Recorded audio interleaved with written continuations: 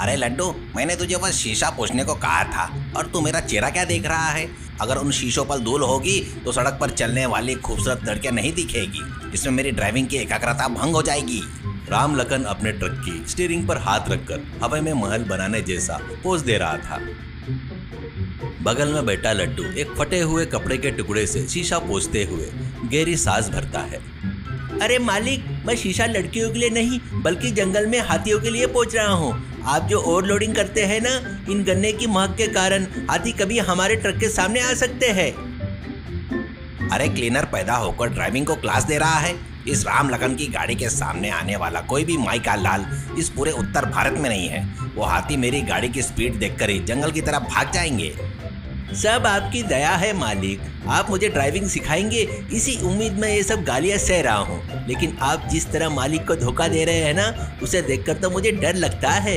Repairing के नाम पर झूठ बोलकर पैसे मार लेना, सवारियों को बिठाना, ये सब क्यों करते हो यार? क्या तुझे अभी भी ड्राइविंग आ गई? पहले उस सीट के नीचे से ग्रीस का डब्बा निकाल। मालिक सीधा साधा है और समझदार मैं हूँ। ये दुनिया चालाक लोगों की है रे गजानन। ट्रक धीरे से झूलते हुए जंगल के रास्ते में प्रवेश करता है। सड़क के किनारे दोनों ओर घने पेड़ थे। उस रास्ते पर एक तरफ अन्य वाहकों के ड्राइवर रुके हुए और अपनी गाड़ियों में रखे केले और रोटियां सड़क पर खड़े हाथियों को दे रहे थे। हाथी भी बहुत शांति से उन्हें खाते हुए किनारे हट रहे थे। देखिए ड्राइवर बाबू, वो हाथी टैक्स वसूल रहे हैं। अगर हम भी कुछ गन्ने निकाल कर किनारे रख दे तो सुरक्षित निकल सकते हैं। अगर उन्हें गुस्सा आ गया तो यह ट्रक एक खिलौना बन जाएगा। क्या उन गजराजों को मैं टैक्स भरूं क्या? मेरे पास से गन्ने लेने के लिए क्या वो मेरे सगे साले हैं क्या? इस राम लखन के सामने ये सब नाटक नहीं चलेगा। उस हाथी के बच्चे को देखो, सड़क के बीच में कैसा खड़ा है। उसे तमीज नहीं है, मैं सिखाता हूँ उसे। ट्रक एक छोटे से हाथी के बच्चे के सामने आकर रुक गया। वो हाथी का बच्चा अपनी सूंड हिलाते हुए खाने के लिए कुछ मांग रहा था। आसपास के खड़े ड्राइवर चिल्ला रहे थे, अरे भैया, उसे कुछ दे दो तभी वो रास्ता छोड़ेगा। लड्डू, पीछे वाली लाठी निकाल। उस हाथी के बच्चे को मैं अभी जलवा दिखाता हूँ। अरे नहीं मालिक, वो एक मासूम जान है। उसे 4 गन्ने देंगे तो बात खत्म हो जाएंगी। उसे मारना क्यों? वो अपने परिवार वालों को बुला लेगा, तब हमारी क्या हालत होगी, जरा सोचिए। राम लखन नीचे उतरता है और हाथ में पकड़ी एक मोटी से लाठी से बच्चे को जोर से मारता है, डराता है। वो बच्चा डर और दर्द के मारे जोर से चिल्लाते हुए जंगल की तरफ भाग जाता है। राम लखन बड़े घमंड के साथ वापस ट्रक में चढ़ जाता है। देखा, जंगली जानवरों को ऐसे ही डराना चाहिए। देख कैसे डरकर भाग गया। अब क्या करेगा वो? जाकर अपनी माँ से शिकायत करेगा क्या? मालिक, आपने बहुत बड़ी गलती कर दी ड्राइवर बाबू। वो अपने परिवार वाले को बुलाने गया होगा। जानवरों में जो वफादारी होती है ना, वो इंसानों में नहीं होती, लेकिन उनका गुस्सा बहुत खतरनाक होता है, करके कहता है। बंद कर अपनी बकवास, गाड़ी स्टार्ट कर। राम लखन ने गाड़ी का गियर बदला और गाड़ी आगे बढ़ने ही वाली थी कि जंगल के अंदर से हाथियों की भयानक चिंगाट सुनाई दी। ऐसा लग रहा था जैसे धरती कांप रही हो।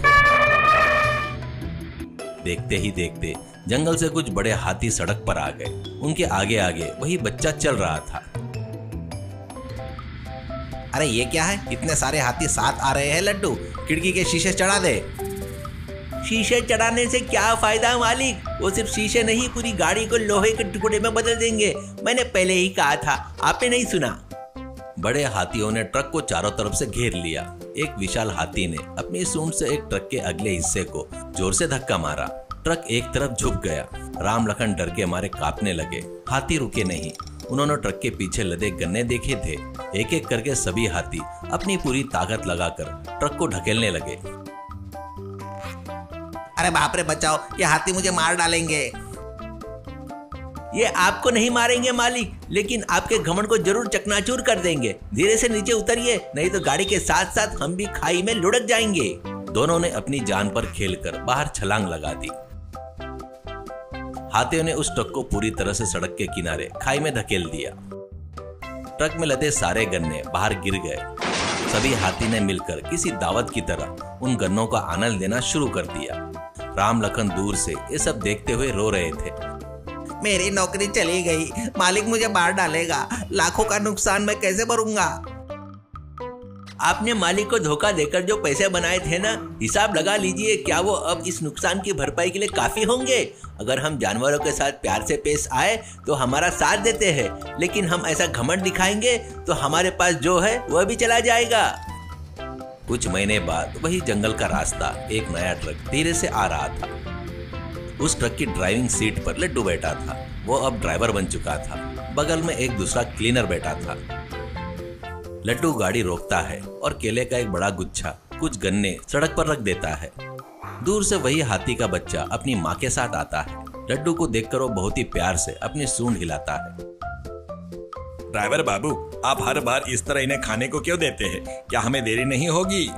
देर हो जाए तो कोई बात नहीं मेरे भाई, लेकिन कोई मुसीबत नहीं आनी चाहिए। हम इस जंगल में मेहमान है। ये जानवर ही इस इलाके में असली मालिक है। हम इन्हें जो सम्मान देते हैं वही हमारे सफर की सुरक्षा है। उसी समय सड़क के किनारे गंदे कपड़े में एक आदमी उधर से गुजरने वाले ट्रकों की तरफ हाथ बढ़ाकर कुछ मांग रहा था। वह कोई और नहीं बल्कि राम लखन था। नौकरी छिन गई, नाम खराब हो गया। अब वह मजूरी का काम कर रहा था।